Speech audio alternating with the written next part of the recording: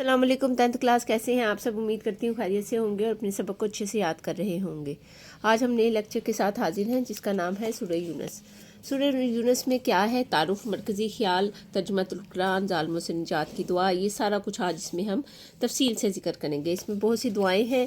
हज़रत यूनुस अलैहिस्सलाम के बारे में ज़िक्र है, उनकी कौम के बारे में ज़िक्र है, कौम नूह के बारे में ज़िक्र है, कौम फ़िरौन के बारे में ज़िक्र है। ये सारा कुछ आज हम तफसीलन पढ़ेंगे। तो शुरू करते हैं। बिस्मिल्लाहिर्रहमानिर्रहीम। सबसे पहले यहाँ मैंने सवाल लिखा हुआ है मरकज़ी मौजू तहरीर करें, यानी ये सारा इसका मरकज़ी मौजू होगा। इसके अलावा इसमें तारुफ आ जाता है। तारुफ में है सूरह यूनुस तरतीब के एतबार से कुरान की 10वीं सूरत है। MCQs है। इसके अलावा 199 आयात और 11 रुकू हैं, ये भी MCQs है।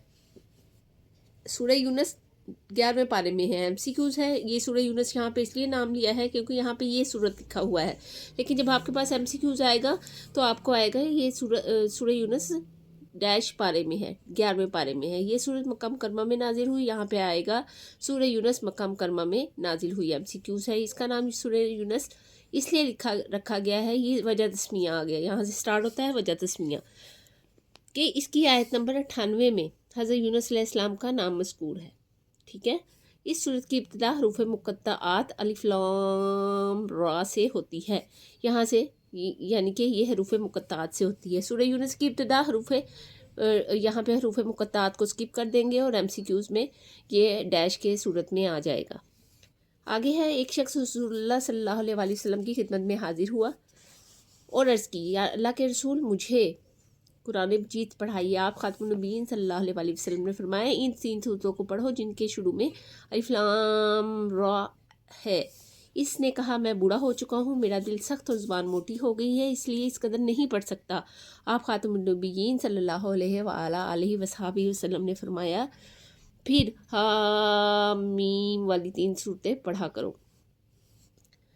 इस शख्स ने फिर वही बात दोहराई। आप सल्लल्लाहु अलैहि वसल्लम ने फरमाया, तो मुसब्बिहात में से 3 सूरतें पढ़ा करो। इस शख्स ने फिर वही बात दोहराई तो अर्ज़ किया, या अल्लाह के रसूल, मुझे एक जामिया सूरत सिखा दीजिए। सल्लल्लाहु अलैहि वसल्लम फरमाया, इसको सूरह ज़िलज़ाल सिखाई। सूरह ज़िलज़ाल सिखाई। जब आप सल्लल्लाहु अलैहि वसल्लम इससे फारिग हुए तो इस शख्स ने कहा, इस ज़ात की कसम जिसने आप खातमुन नबीयीन सल्लल्लाहु अलैहि वसल्लम को रसूल बरहक बनाकर भेजा है, मैं कभी इससे ज़्यादा नहीं करूँगा। जब वो आदमी वापस चला गया तो नबी अकरम खातमुन नबीयीन सल्लल्लाहु अलैहि वसल्लम ने फरमाया, ये शख्स कामयाब हो गया। सुनन नबी दाऊद की 1399 पर ये जो है हदीस है।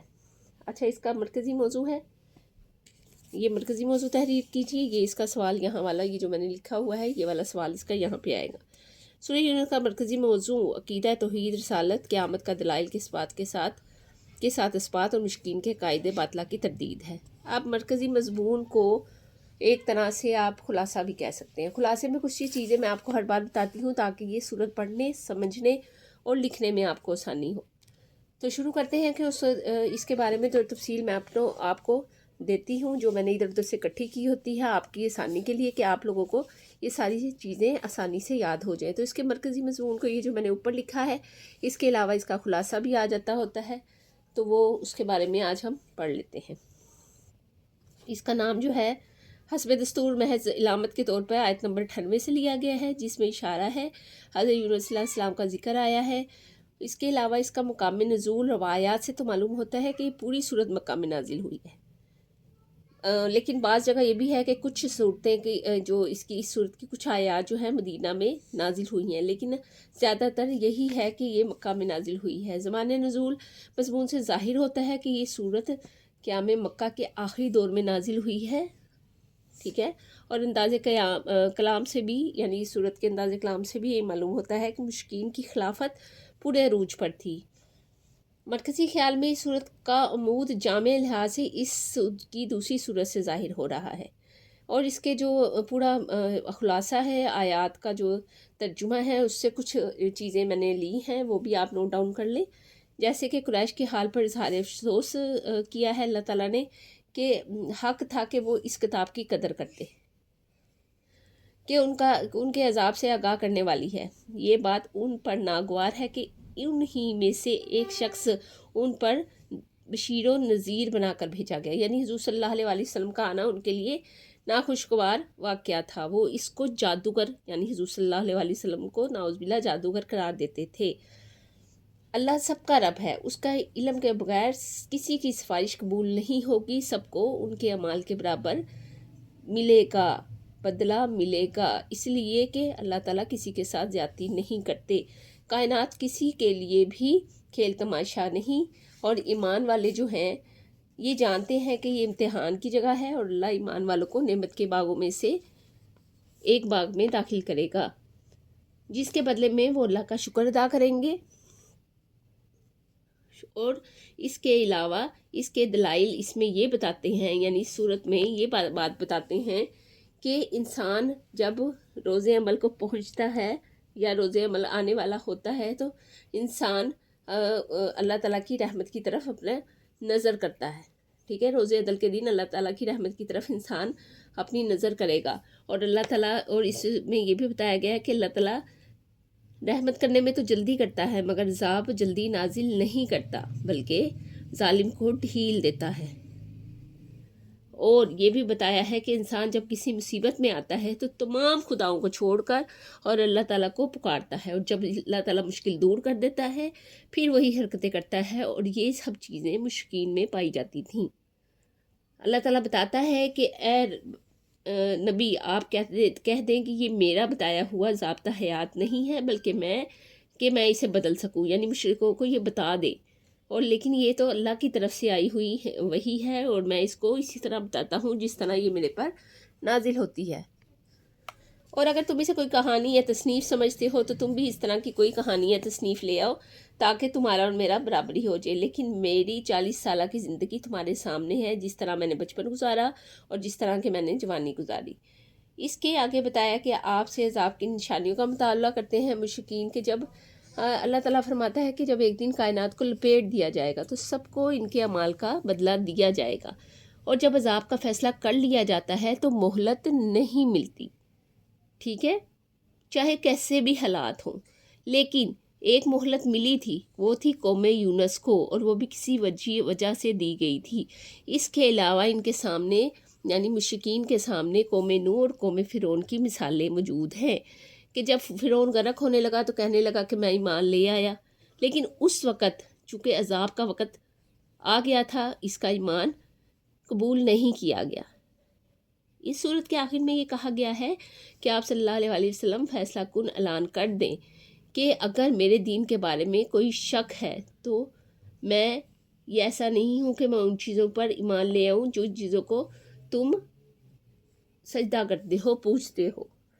और जो कोई भलाई इख्तियार करेगा, फ़ायदा उठाएगा उस चीज़ से, यानी उसके अमाल अच्छे होंगे, और जो कोई उस रूगर्दानी करेगा उसका वबाल उसी के सर पर होगा। ये इसका खुलासा था, मरकज़ी ख्याल था, मरकज़ी मौजू था, कुछ मज़ामीन थे जो मैंने आपको बताए हैं। इसके अलावा इसके बुनियादी मज़ामीन भी देख लेते हैं।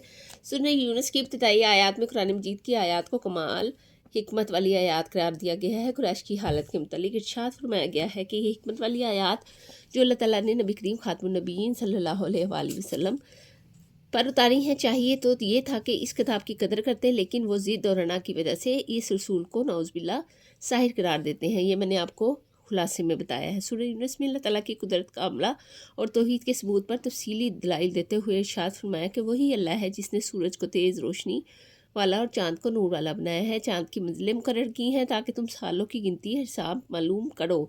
इसी तरह दिन और रात की तख्लीक और ज़मीन और आसमान और जो कुछ इनमें मौजूद है, इन सब की तख्लीक में अल्लाह ताला ने बेशुमार निशानियाँ रखी हैं।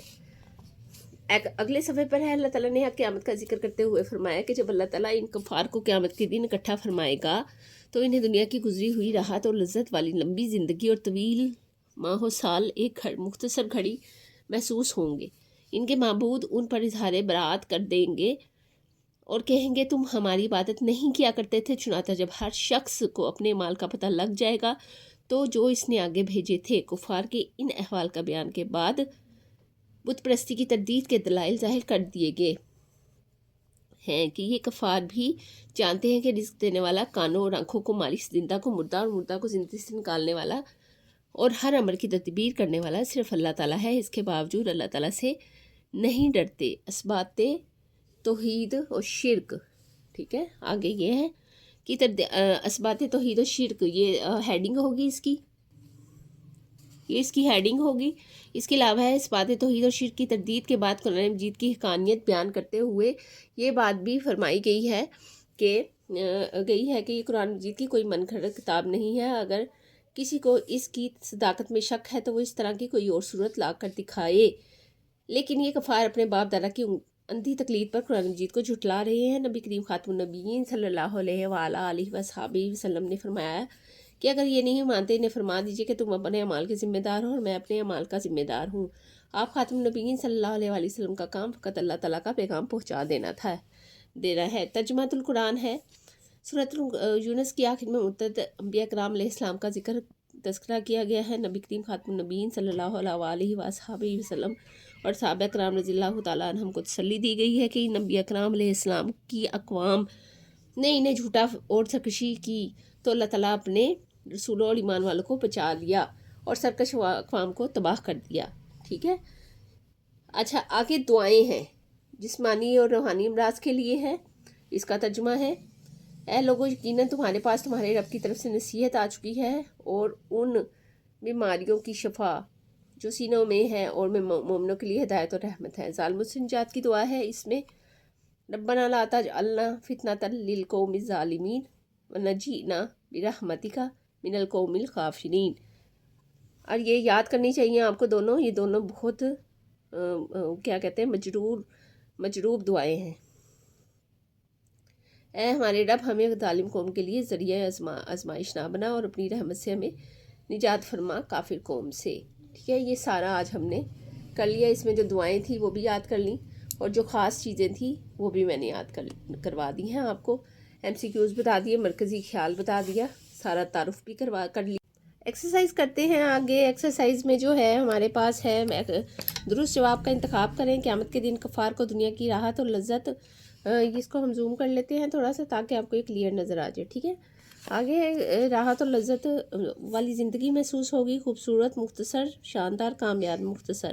سورہ یونس کے ابتدائی حروف ہیں الف لام را. ٹھیک ہے, اس کو ٹک کرنا ہے. قیامت کے دن مشرکین سے ان کے معبود کریں گے اظہار برات, یعنی وہ بری ہو جائیں گے کہ ہم آپ کے کوئی ذمہ دار نہیں ہیں. حضرت یونس میں آخرت کو کہا گیا ہے ابدی. قرآن مجید کی ترتیب کے مطابق سورہ یونس کا نمبر ہے 10واں. آگے ہے مختصر جواب دیں. سورہ یونس کا مرکزی موضوع تحریر کریں. مرکزی موضوع ہمارے پاس یہ ہے, یہ آپ کو نظر آ رہا ہے, یہاں سے لے کر یہاں تک ہم اس کو لکھ دیں گے. آگے ہے سورہ یونس میں موجود اللہ تعالیٰ کی قدرت کاملہ کے 2 دلائل دیں. اچھا, میں نے جو آپ کو کر دیے ہیں اس میں سے 2 دلائل آپ نے دے دینے ہیں یہاں پر. ایک تو پہلا تو یہ ہے, ٹھیک ہے, دلائل دیتے ہوئے ارشاد فرمایا یہی سارا, ٹھیک ہے, اور دوسرا یہ آ جاتا ہے. ٹھیک ہے, یہ والا, یہ میں نے نشان لگایا ہو. سے آگے ہے بت پرستی کی تردید کے 2 دلائل دیجیے. بت پرستی کی تردید کے 2 دلائل جو ہے تیسرے میں, پہلا تو یہ ہے, ٹھیک ہے, یہ 2 دلائل اسی میں آ جائیں گے پہلے والے میں. ٹھیک ہے, یہ آپ نے کر لینے ہیں. ٹھیک ہے, اور یہ ایک یہ والا ہے اور یہ, بلکہ اس میں دونوں ہیں. ہر عمل کی تردید کرنے والا اور قانونی, سارے 2 دلائل اس میں مکمل ہو جائیں گے. بت پرستی کی تردید کے 2 دلائل ہو گئے. سورہ یونس میں قرآن مجید کے بارے میں کفار کو کیا چیلنج دیا گیا ہے.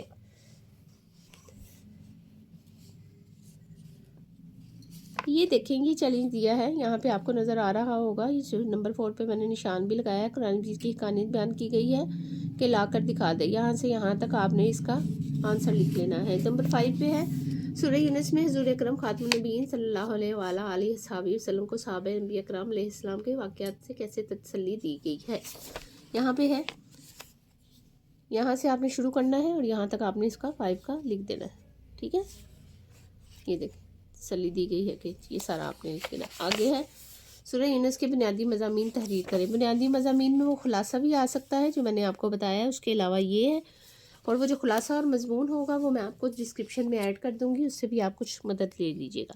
یہاں تک ہوں گے. ٹھیک ہے, یہ سارا کچھ آپ نے لکھنا ہے. یہ تو آسانی سے آپ کو یاد ہو جائے گا. دیکھیں 4 سوال تو اسی میں ہیں, 4 نہیں بلکہ یہ والا دوسرا سوال بھی اس میں ہے, تیسرا بھی اس میں, چوتھا بھی, 5واں بھی. جب آپ یہ یاد کر لیں گے تو سوالات یاد کرنے کی آپ کو ضرورت نہیں پڑے گی, آسانی سے یاد ہو جائیں گے.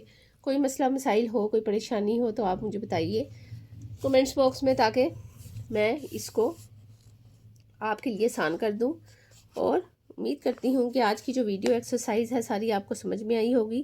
کسی قسم کا مسئلہ پریشانی ہو تو مجھے بتائیں، اور اپنے دوستوں سے شیئر کریں، بیل آئیکن کو پریس کریں، سبسکرائب کریں اور لائک کریں، اس لیے کہ یہ جو آپ کی طرف سے تھوڑی سی کوشش ہوتی ہے یہ ہمارے لیے حوصلہ افزائی ہوتی ہے، اور ہماری کہتے ہیں کہ ایک حساب سے حوصلہ افزائی اس لیے ہوتی ہے کہ ہم نیکسٹ ٹائم جو ہے وہ اچھی ویڈیوز لے کے آتے ہیں۔ اپنا بہت خیال رکھیں، اپنے دوستوں کا اس کے ساتھ بیٹھ کے اس بارے میں ڈسکس کریں تاکہ آپ کو اس سبق کے بارے میں اچھی طرح سے سمجھ آ جائے۔ ملتے ہیں نیکسٹ ویڈیو میں، تب تک کے لیے اللہ حافظ۔